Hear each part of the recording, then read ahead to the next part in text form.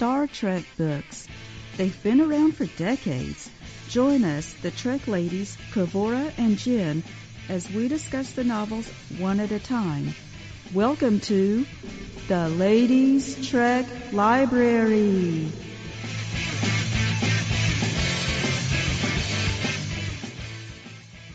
Hello, and we are back with Ladies Trek Library. This is Kavura, and I'm here with Jen. Hi, Jen. Hey, Kavura. Hey, everyone. It's Jen, and I'm happy to be back to talk about this book. And so today the book is Best Destiny by Diane, Carey. And so I'll read what's on the back of the book. "They've got us," George Kirk murmured. "We've lost." George Kirk knew he had failed. From now on, when these criminals attacked any other ship, it would somehow be Commander George Kirk's fault. He and his son and his crew, and his friend, Captain Robert April, the founder of the Federation Starship program, would simply disappear and become another mysterious statistic. And then a crewman pointed out the window and shouted, "Look!" The enemy ship had suddenly become a wild, demonic nightmare. Its hull buckled against itself, spitting flotsam in some places while it caved inward in others. Whole sections now blew open as atmosphere sprayed in frozen funnels from a dozen places. Slits opened up along seams, and more chambers blew open, spewing out everything inside. "Good God!" someone uttered. The ship spun sickeningly on its side, pocked with holes, torn by entire consoles that had come off their mountings, and smashed through deck after deck to shoot right through the hull. "What happened?" George rasped. "What happened to them?" Robert April spoke first. "I'll tell you what happened, old boy." He coiled an arm around George's shoulders and howled enthusiastically. "It was your son, James Kirk, happened." Okay, so I have the hardbook cover, and so that wasn't actually an excerpt from the story that they put on the back of the book, but it was pretty good. All right, so I'm going to talk a little bit about this story, and then we'll get into our discussion. This book is set after the events. The frame story of this is set after the events of Star Trek VI: The Undiscovered Country. So we have a frame story, and then we have the main story, which is the excerpt that Kavura read, which is takes place when James T. Kirk is 16-year-old Jimmy Kirk. So I wanted to ask Kavura, did the format of the frame story and then the story within that work for you? Yeah, I think it did. The way the author made it, and I think I can understand wanting to do it that way. I mean, I guess it could have been just a story about young Kirk, but it fit because it was talking about Kirk after Star Trek VI was ready to retire. The ship was being decommissioned, so he was. You could see it as a time that he was reflecting back on his life. And, remembering these times when he was probably, younger, probably before he joined Starfleet and because he was about to leave his job in Starfleet. So that part made sense. I also thought reading the book that it could have happened right after Star Trek III, just because the book does make a reference to Kirk having to destroy the Enterprise in Star Trek III with the Genesis planet. And also the way the Genesis planet was folding in on itself, that kind of reminded me of what happens in this book too at the end of the book. So in some ways it could have come after Star Trek III as well, but I see the way it was with Star Trek VI, that was sort of supposed to be the end of Kirk's career. So in that way it made sense too. And having a frame story was a good idea, so you could see Kirk in both parts of his life, because you definitely need to see how he came from being that troubled teenager to the great commander that we know. Yeah, I agree. And, it's interesting because I didn't think about that it could be set after Star Trek III, but you're right about that. And that's interesting to think about. I agree as far as I think it was interesting to see Kirk, reflecting on his retirement and his career and have that juxtaposed with his memories of the events that happened when he was 16. The only thing that I found a little, I don't want to say difficult, but with this story, and I'm reading from Memory Alpha, it says that the audiobook adaptation, which I have not listened to, only includes the part of the story where we have young Jimmy Kirk, and it leaves out the frame story, probably for length because it's a longer book. So the main part of the story, I would think if you separated them out, the main part would be the part following 16-year-old James T. Kirk, and the frame story is much shorter.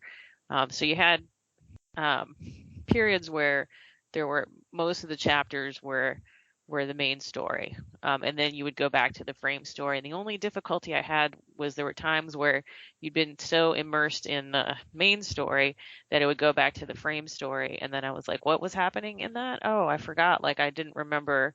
I had to go back and look at the last chapter of the frame story because I had forgotten what was happening and what was going on. I guess that can happen anytime you have a frame story, though. So it's kind of jarring sometimes. Yeah.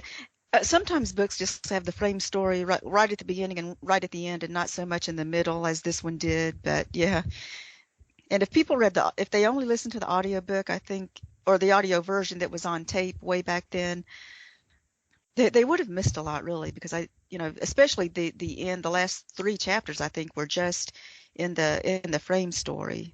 So a lot of that would have been missed if you only had the audio back then.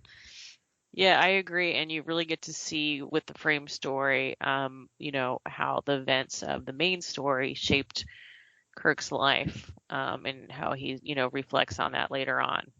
And then, so I also want to ask, there have been a few other books that were written about a young James T. Kirk. We had a more recent one by Dayton Ward about his time on Tarsus 4. There was another one, the Autobiography of James T. Kirk, and that included the Tarsus 4 storyline too. And there probably been others that I haven't read. So I was actually surprised going into this that this was not a part of the story, and in fact that the events that took place on Tarsus 4 had happened 2 years prior to this, and although they are mentioned that it happened, really it doesn't go into it at all. So that kind of surprised me. Was that surprising to you also? Not as much, really, but the fact that they did mention it is good, and I do like the fact that they made it. They did make it important to Kirk. I mean, maybe for some people who aren't as familiar with the original series, like, yeah, they're reading this book and they think, well, now I need to find out what that's about, because the book doesn't really explain much about it. I like that the book has that was something that affected Kirk. They said that when he went to Tarsus 4 was his first and only time going into space, and this terrible thing happened, and now he doesn't want to go back into space again. They do make it important to the story that happened. And so, like maybe do you feel like it just wasn't, like for something to be that important, they should have given it more time? Yeah. I guess I was expecting that this book was going to cover more of that, and how it affected him more. I mean, it did mention that it affected him, but you didn't really get to see inside of his head, and they didn't really talk about what happened. Like, so we didn't really know, the events weren't explained like they were in some of the other books. And then, of course, without, giving too many spoilers right now, the events of this book end up, while not being maybe as horrific as what happened on Tarsus 4, some pretty bad stuff happens. So then I was kind of like, okay, so, we have a situation where his first time in space, he's 14. He has this horrible experience on Tarsus 4 with Kodos, the executioner. And then 2 years later, he goes back out and has another pretty horrible experience. So I was kind of like, okay. But this time he learned something. Yeah, well, this is true. There was more of a growth experience, but I guess maybe I was thinking there would be more of that the growth was going to happen from that experience on Tarsus 4. But it is what it is, and that's not what the story was about. So we just have to take it for what it was. Now, in this story, unlike some other books or stories about a young James T. Kirk, this version of James T. Kirk, although he's always portrayed in other stories as, a bit of a rebel, here he's just extremely defiant. So pretty different than I was expecting a portrayal of him to be. He was a pretty sullen teenager who really was resentful of his father and would do stuff basically just to piss his father off and pretend that he didn't care about things or that he wasn't interested in things because he wanted to keep up the appearance of being this really defiant kid. And according to Voyages of the Imagination, Diane Carey was inspired by her time on a ship that was crewed by troubled youth, like a sailing ship, obviously, not a starship. Yeah. But, and how that affected them and, made them come together as a team. And so she wanted to use that. So that is kind of what inspired her to write a more defiant James T. Kirk than maybe we would have expected. Do you think, that inspiration of that defiant Jimmy Kirk worked well and that it was believable? Yeah, I tell you what, I really didn't. I don't want Kirk to have been this way as a teenager. I like to think that he was always, a mature individual, someone who was always smart and always, straight and always wanted to join Starfleet, and then he did, and he became this great captain. So it is kind of hard to accept that he was such a troubled teenager. But I do get what Carey was trying to say, like, oh, she did work on a ship that has troubled youth, and I know she has experience working on a ship in real life, which is pretty neat. And having the idea because she saw teens working on a ship like that, and these were teens who were troubled. They were people who were troubled and like maybe should have gone to jail, but this was like their serving time on a ship, having to work and learn responsibility. It is a good idea, and I think for a book, you have to have conflict. And if the main character is someone who is this straight-laced kid, well, maybe it wouldn't be as interesting a story. So I can kind of see, yeah, that's why she wanted to make Kirk this rebellious person. And it is interesting to see how he just did this complete 180 and finally did go on a straight path instead of being this juvenile delinquent that we see in this book. So I mean, yeah, it was a good story, even though in my mind, I still wish Kirk hadn't been that way. And I really think, like, in the Kelvin timeline, Chris Pine's Kirk, that's what this Kirk reminded me of. The Yes. Chris Pine Kirk. Yeah, the way he, stole his brother's car and went on a joyride and all that. And maybe that is where they got the idea for that movie, is from this book. But anyway, so that's my feeling. Like, yeah, the story was good enough, but I just wish Kirk really wasn't like that.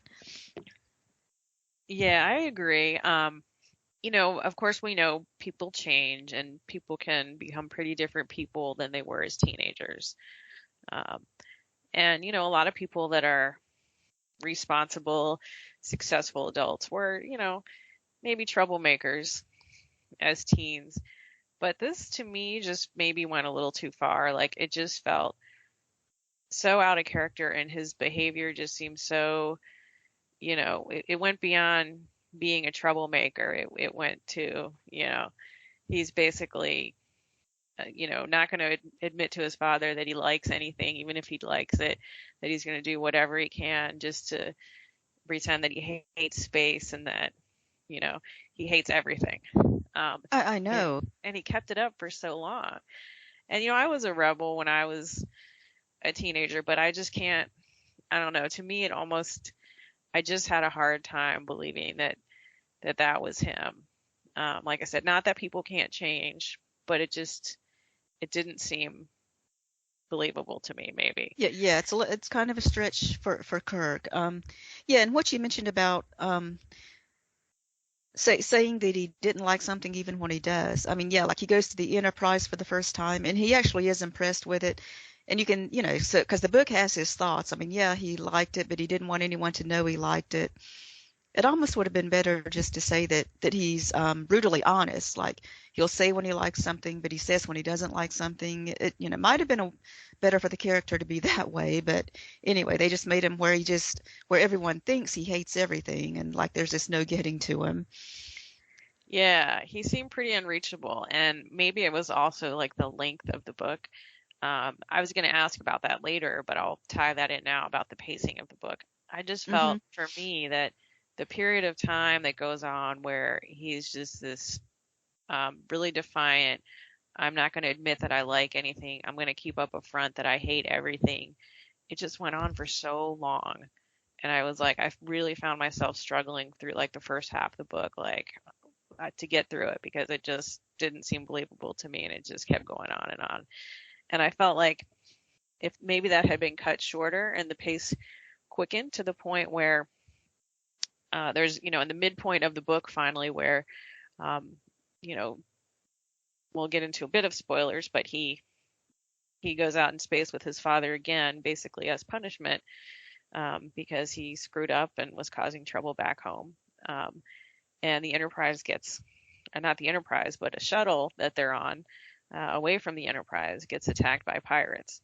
And when that first begins to happen, that's when the story picks up and when he starts thinking about things differently and he starts changing because they're in this life or death situation. But I just felt that the pacing of it was maybe a little too slow for the first half. What did you think? I didn't like the pacing like through a lot of the book, and for me it was because Diane Carey can get very technical and she takes a long time to explain like some of the science of it and some of the stuff about ships because she has so much experience on real ships, and so she can talk about a lot of this stuff that's going on and how the military works or things like that. And I felt like those scenes got stretched out too much. And I kind of think if you just go as far as what was happening, if you took out all of her descriptions and things, the book would have been a lot shorter, and that might have been better for me. So I felt the pacing was slow because of that. Yeah, I could see that too, and you're right. Diane Carey does sometimes go into these technical descriptions about what's happening on board the shuttle, and also what's happening on board. We get a point of view from the pirate side and the technical stuff there. There's probably people out there who really like that kind of thing, and so maybe that would be really cool, and they thought it was great. I also found that I was like, okay, let's just keep going because this is not the technobabble stuff is not for me. In this story, and excuse me if you hear me breathing heavy here, I've got allergies, so it's fine. So in the story, Kirk, Jimmy Kirk as he's called, which also I kind of thought, isn't 16 a little still too old to be Jimmy? I don't know. My own brother was named Richie, and I think when he was about 13, he announced to us that we were no longer allowed to call him Richie. We had to call him Rich. So at 16, maybe a little too old to be a Jimmy, but Jimmy goes out with his father and Captain April, and they're on this shuttle to a planet called Faramond, and they're supposed to be an archaeological expedition, and George Kirk is hoping that it's gonna be something exciting for Jimmy, and then they have this encounter where they meet the pirates. But so George Kirk and Captain April, not original characters from Diane Carey, but she did use them in Final Frontier, her previous novel. And then she does bring back some original characters from Final Frontier, like George Kirk's friend, Francis Drake Reed, and another Starfleet member of Florida, and there might be a few other minor characters that she brings back. Did you like her bringing back these characters from Final Frontier, and what did you think about it as being a good sequel or not to their story from Final Frontier? Well, I thought they were good in this book, and yeah, it was neat to see them again. Okay, so we did review The Final Frontier on Ladies Trek Library, and so for all our listeners, you can go back into our previous podcasts and find that review. So this book was like a sequel to that, really, because it had these characters again, and basically they're the same way, George Kirk and Captain Robert April. So George is Kirk's father. And the thing is, so George Kirk and Captain April are really good friends, just like they were in Final Frontier, and I think it's neat that they did that. So in these books, we find out that Kirk's father was actually friends with Captain April, who was the captain of the Enterprise before Christopher Pike. And and I wasn't expecting Robert April to be in this book again, so it was nice to see him again. I do like him as a character, and to see how he treated Jimmy Kirk, and April was always nice to Jimmy, and George told him that he's a problem child and everything, but I like how April was still trying to talk to him, that as an adult, he didn't try to talk down to him, and he didn't try to treat him badly as a delinquent or anything. He just talked to him as a person. And so that was good. And, as far as other characters like Drake Reed, I mean, it's been so long since we read Final Frontier. I almost forgot about him, but I did. When I saw the name of this book, I was like, yeah, I think I've seen that before. And then I looked it up and I was like, yeah, he was in Final Frontier. Okay. So Diane Carey was bringing back these other characters, which was pretty cool. So, yeah, it was good to see them again. Yeah, he was one of the characters that stood out in my mind. Because I guess I just really liked his character, or liked how she did his character in Final Frontier. And then like I said, there was another character, Carlos Florida, who I'm pretty sure was in Final Frontier too, but he was pretty minor. So I think it was neat that she brought back those characters, and bringing back George, Kirk, and April. I like seeing them again. I liked the storyline with them in Final Frontier, and so this was like a nice continuation on. And I like Captain April, and I'm sure there's probably some other stories out there that he's in, but probably not too many. So it was nice to see him and to see how he, like you said, he was one factor in what changed Jimmy Kirk, changed his ideas and his behavior, was that, he could be really defiant around his father, but it wasn't so easy to be defiant around Captain April, who's treating him, with respect and like an adult, and something maybe his father doesn't always do. Mm-hmm. So it was nice to bring all that back, and I like that.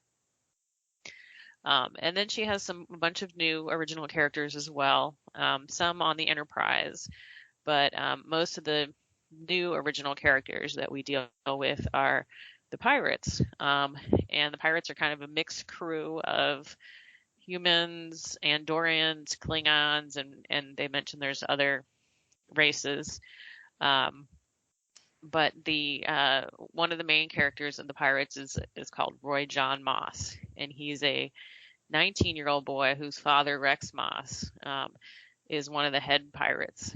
And they kind of portray these pirates as being kind of bumbling and not too bright.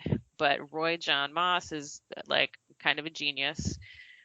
He's the one who knows how to fix all the stuff on the ship. He's pretty much doing everything. And they're kind of taking advantage of him because he's, the son of one of the other pirates, and they view him as like a kid, even though they couldn't function without him. So I was wondering what you thought about, as far as the pirates go. Was it believable that these pirates are really like this incompetent, and it's just a 19-year-old super genius behind everything? Mm-hmm. Yeah, that was kind of stretching it a little, but yeah, I mean, you can see why they're trying to do it. I guess the writer had to make, like, in order to make Roy seem like the most intelligent person, everybody else had to be a lot less intelligent. But the pirate, all of those characters were pretty entertaining. And of course you know how Roy, they were trying to make it where Roy was the antithesis of Kirk, or almost the same. I mean, they were both teenagers and they were both delinquents, but you see how Kirk had the better influence. And so we're supposed to think that the reason Kirk turns out better is because his father and all these other Starfleet people believed in him. But Roy gets no respect from his own father or any of the other people on this ship. So I mean, of course, you're reading this and you can tell, oh, that's the reason we have these characters is to see this contrast. But I thought but I thought everyone on the ship was really entertaining. I mean, that part was pretty fun to read.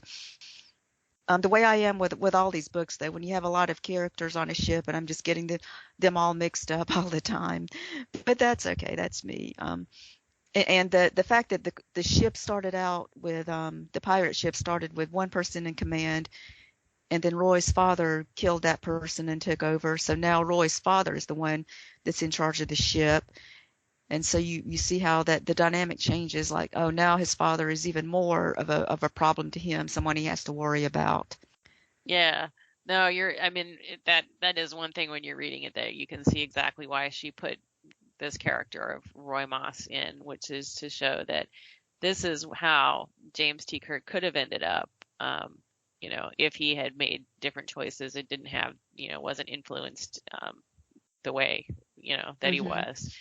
But at the same time, when I was reading it, I thought, well, I don't know if it's a great comparison, because at one point when Jimmy has one of his revelations about how badly he's been behaving and starts to feel guilty about it is when he confronts Roy Moss on the pirate ship.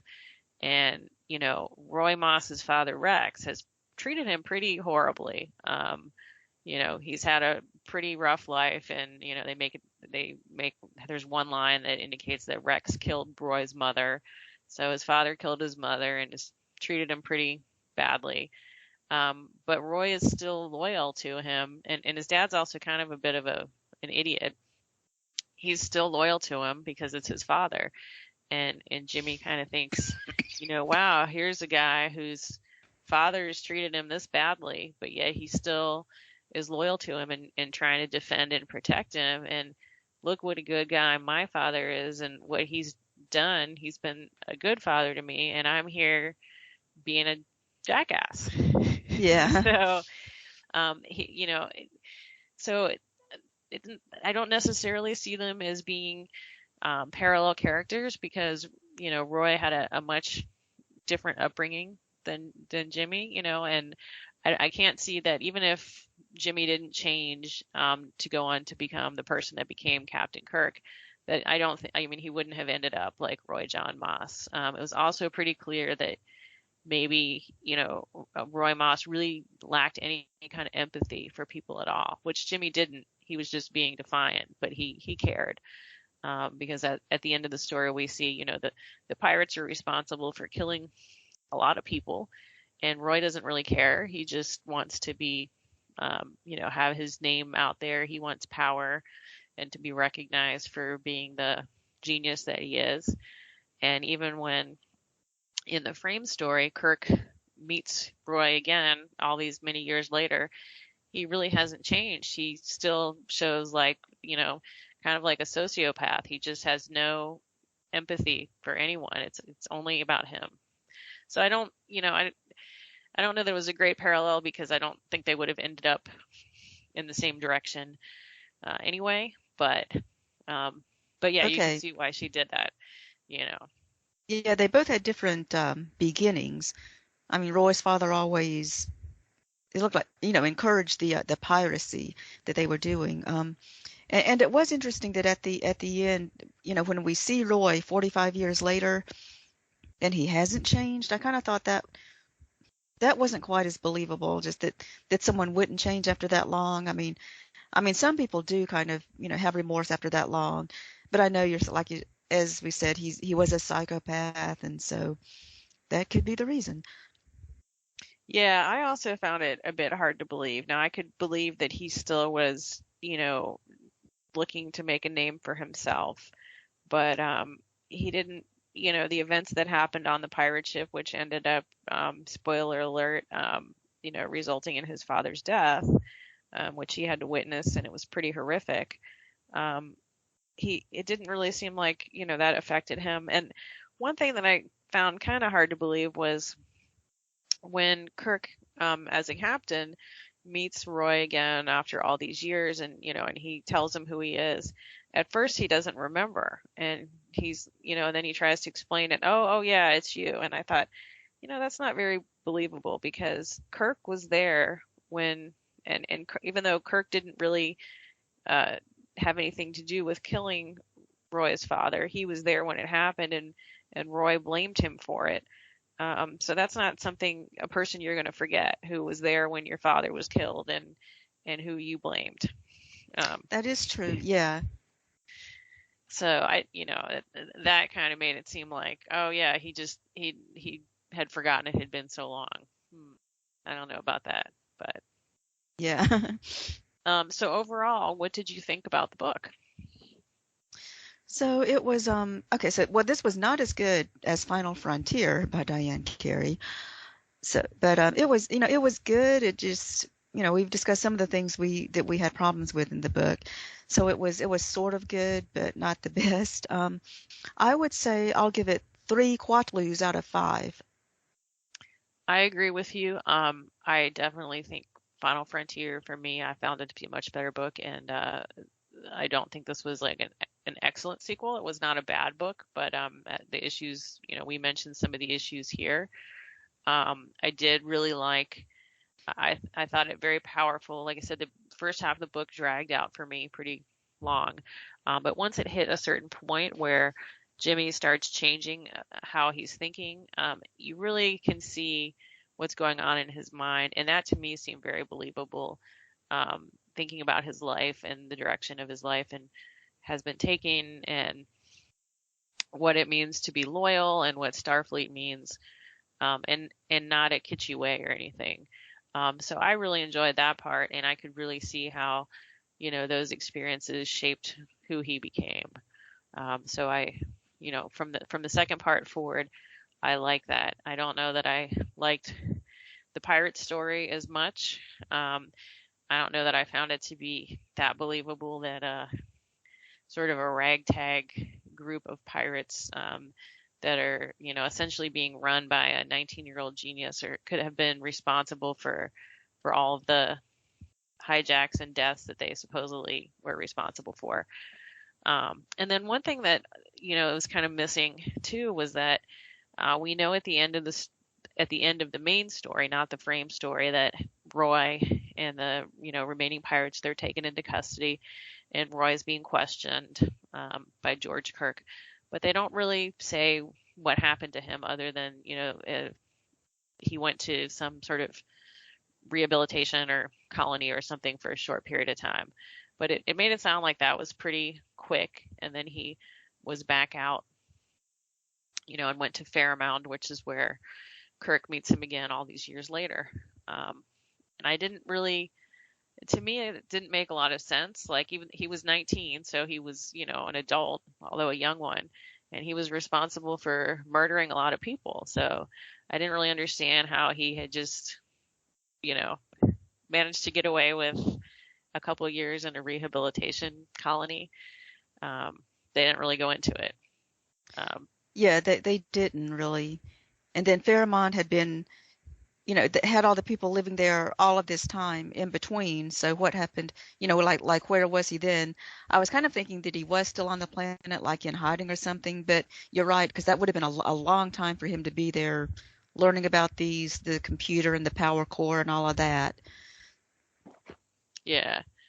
Well, and I was going to give my rating, but I just realized we forgot to cover one thing, which is sort of and it's a small part of the book, but it's the reason that the frame story exists, which is that after all these many years, Kirk never got to go to Faramond with his father and Captain April, because the ship was attacked by pirates.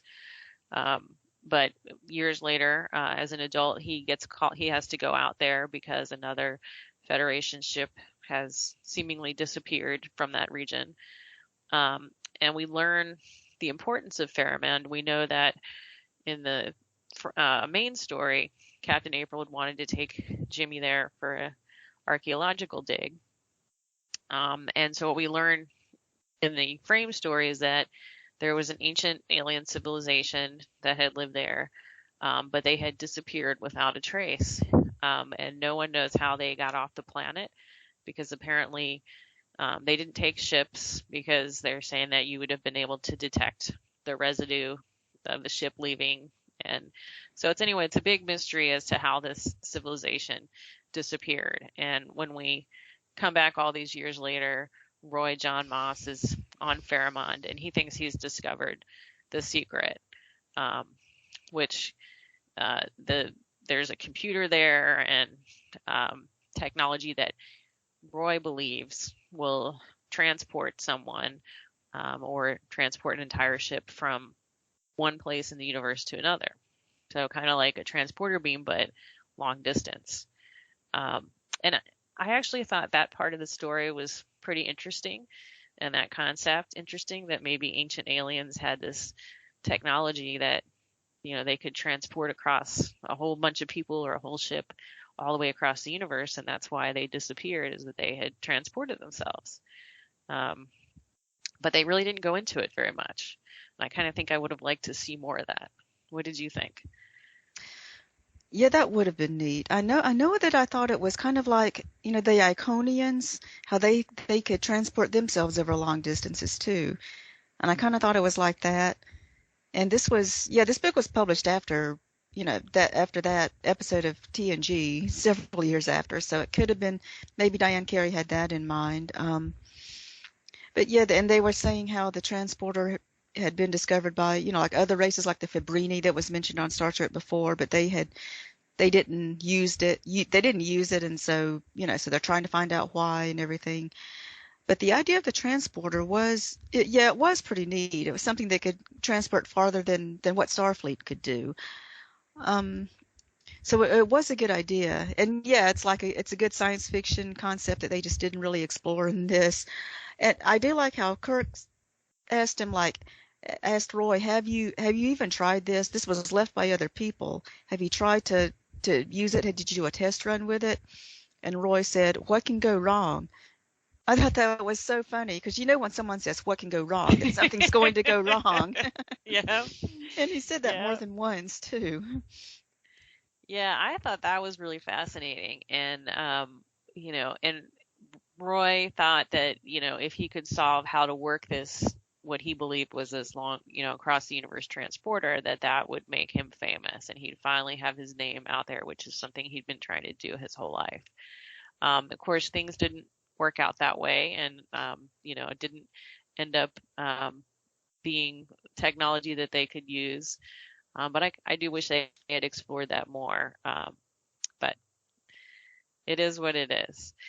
So in the end, I would say I would agree with you. I would give this book 3 out of 5 Quatloos. I liked it, but as I said, we had some issues with it. Thanks for listening. Make sure you hit that subscribe button and join our Facebook group. Live long, and may the Force be with you. Nanu Nanu.